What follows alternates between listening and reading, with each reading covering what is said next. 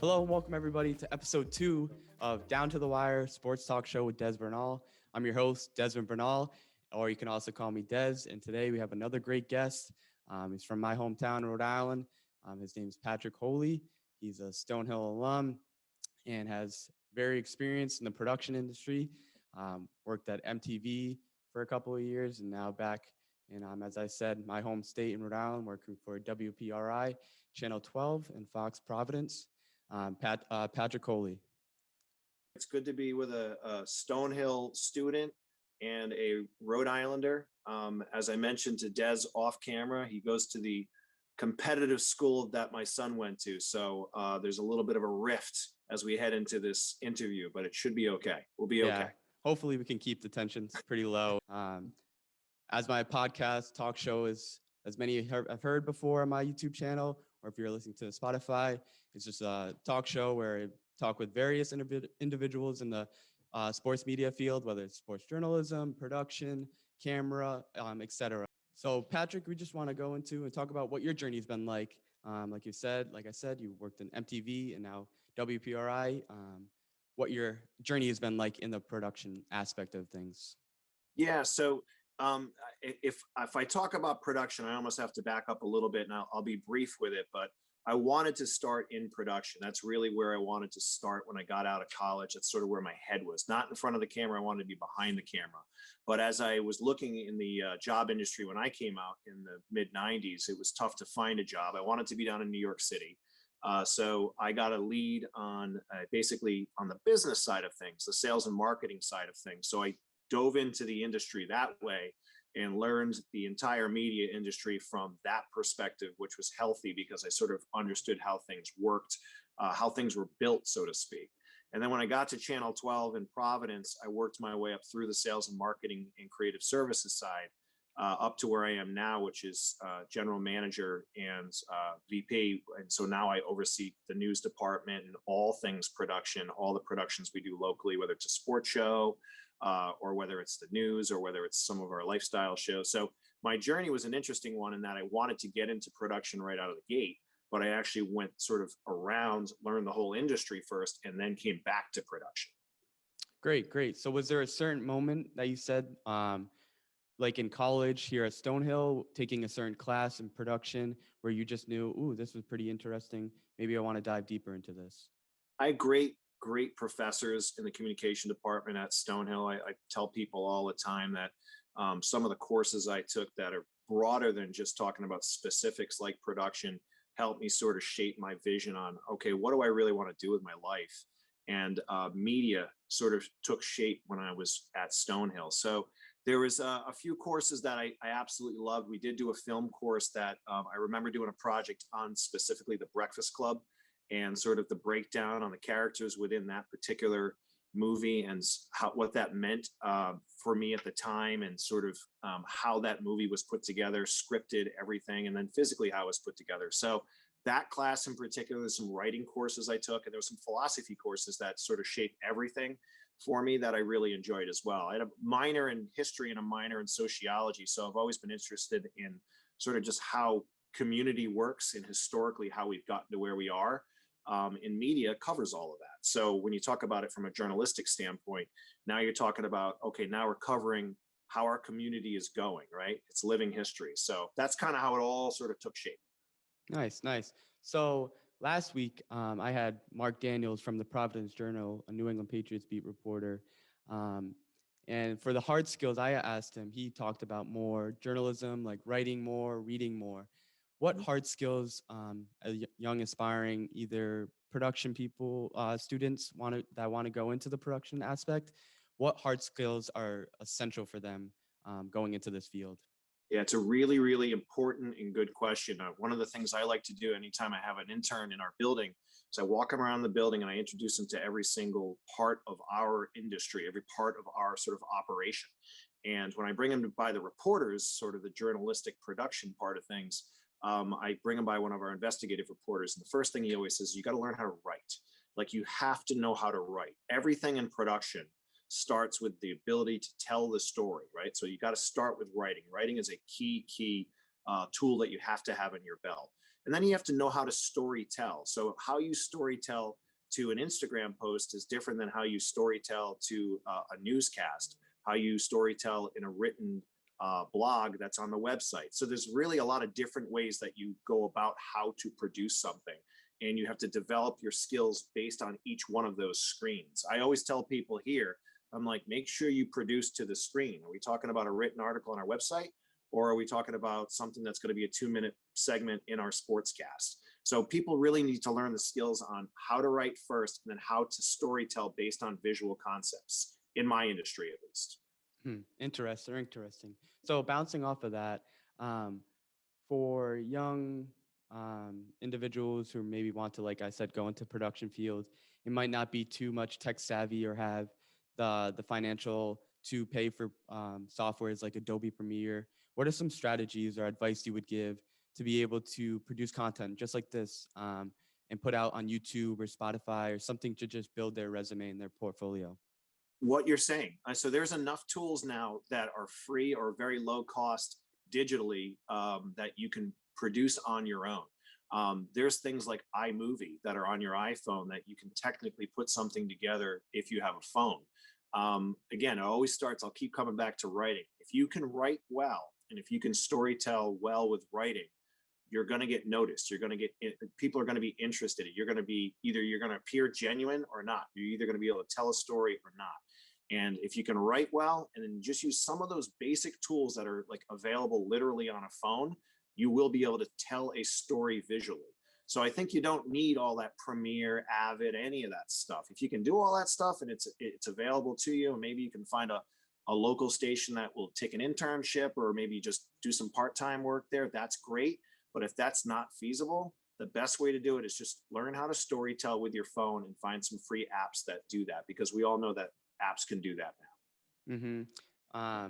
So as a college student, I know many questions I've asked to people in the industry are, what are things you've done when you were back in college, or things that I could do right now?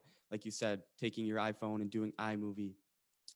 Um, how important are those little things? Just grabbing a camera, renting it out maybe from your college if your college has access to cameras for students, and just building a little movie segment or TV segment, etc. How important are those when it goes out to into the job search and searching for a career? I think it's really important that one of the things, anytime we hire a reporter specifically, or an MMJ as we call them, because you kind of need to do everything now. You need to be able to shoot, edit, report. You have to kind of be all wrapped in one. The days of going out and having a photographer, a producer, and a reporter, they're limited. A lot of people start in small markets and they need to be able to do everything, right?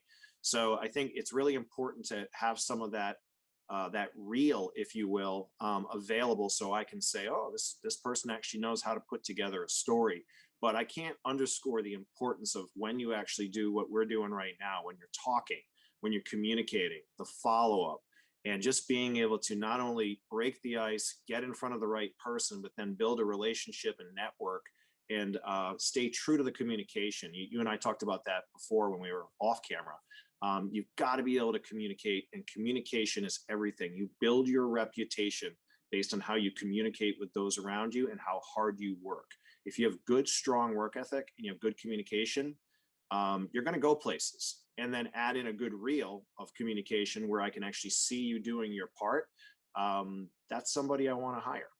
Perfect. And that segues perfectly into my next question of, we're talking a lot about hard skills like production, kind of using certain software, even trying to see each shot and present it like you're presenting on screen. But what Mhm. are some crucial soft skills, like you said, you just mentioned communication? What about leadership, teamwork, etc., adaptability? Any of those soft skills very crucial as well in the production side of Yeah, things? more so. To me, I say whenever I talk to one of my managers that's hiring somebody and they're ready to pull the trigger on whoever they're hiring, the first question I always ask is the person a good person?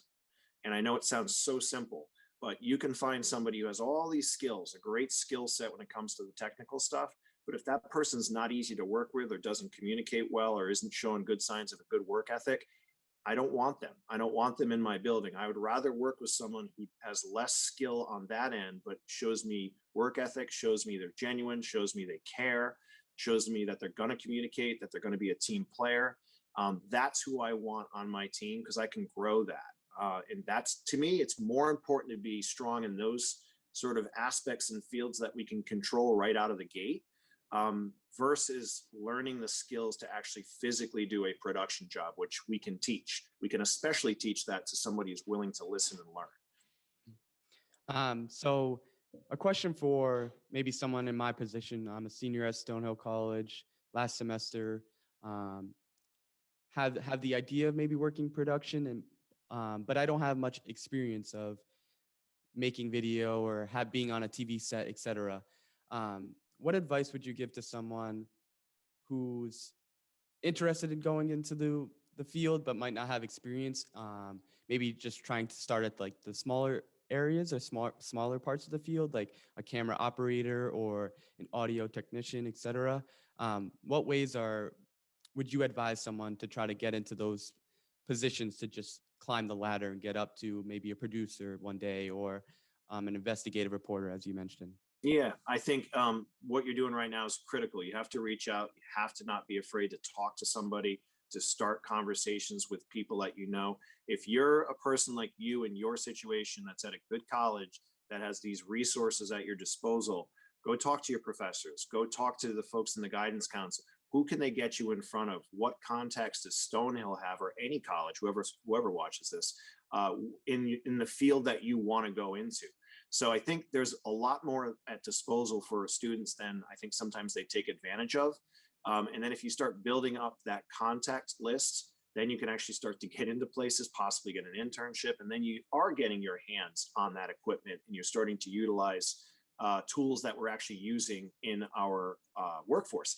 And I think one of the critical things is, Des, is when you get an internship, if you're lucky enough to get one, think about that as the job interview, because when you're in there, we are absolutely assessing how well you're doing, and what type of person you are. If you come in here and sit down and every day you're looking at your phone waiting for your assignment and not kind of getting into the mix, again, I'm going to be, I don't know if this person's someone I want to hire. If I see someone who's eager to learn more, is literally helping in every aspect of the production process, the whole process, that's someone at the end of the day, once May hits and you graduate, hey, what are you doing afterwards? Why don't you come talk to us? That, I can't tell you how far that goes. Internships turn into jobs all the time. Awesome, awesome. And let's just take it back a little bit. As I mentioned, you had some experience working on the TV production side of MTV.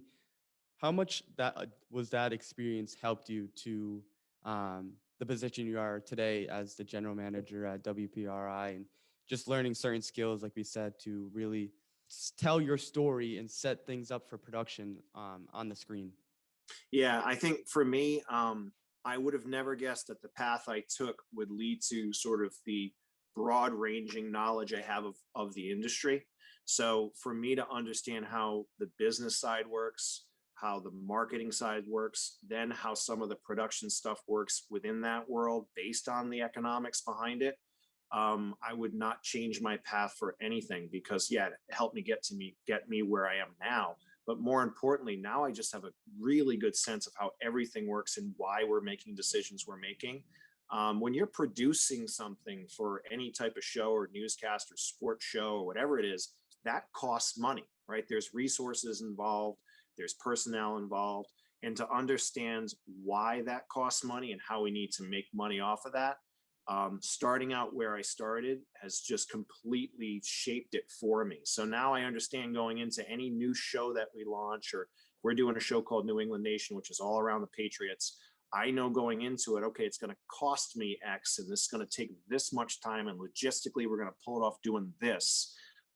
That's all because of the background I had that wasn't even in production.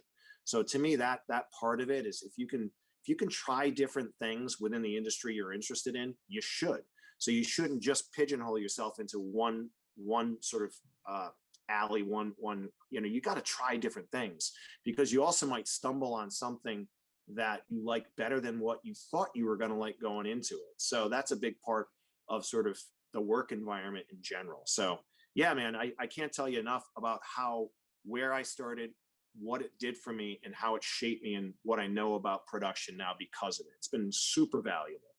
Awesome, amazing. So we're gonna end this last question on a high note. Like I said, the main theme of this podcast slash talk show is to just give young either college students or even students in high school out there listening to this show, whether it's Spotify, YouTube, just some insight and some additional knowledge, either if they want to go, like I said, on the sports journalism side or on the video production side, marketing, sports analytics, et cetera. There's so much as people have known and done their research in sports or any kind of media. Um, but what would be the one final send off thing you would give to for people that want to ultimately get into this career? It's going to sound so basic and almost cliche, but I touched on it before. But be who you are, be genuine, work really hard, like really care about what you're doing, show loyalty, communicate really well in whatever field you choose to go into. So many people miss all of those things or some of the things that I've mentioned. If you do all of those things really well, you're going to succeed in whatever avenue you choose. So whether it's production, whether it's being a sports reporter, sports analytics, as you mentioned, or whether you're trying to run a TV station, you're going to succeed if you're sincere and genuine in all of those things. It comes back to communication and work ethic and just being loyal, being honest, showing good integrity, and all those things we were taught growing up. And if you do all that stuff, you're going to wind up in a good place. Awesome. Thank you so much, Pat. Like I said, this is the end of the episode. Thank you for tuning in. If you're watching this on YouTube, you can leave a comment in the comment section below. Give me some advice on things I could do for the next episode, or even different avenues, questions, etc., that you would like to see or in the next episode. But that's it today on the other second episode of Down to the Wire, a sports talk show with Des. And as you see right there, Patrick's reps Stonehill football. I'm also a Stonehill athlete here at Stonehill. I run track and field, but gotta always represent Stonehill athletes. Really, 100%. really great athletes here. Go Skyhawk.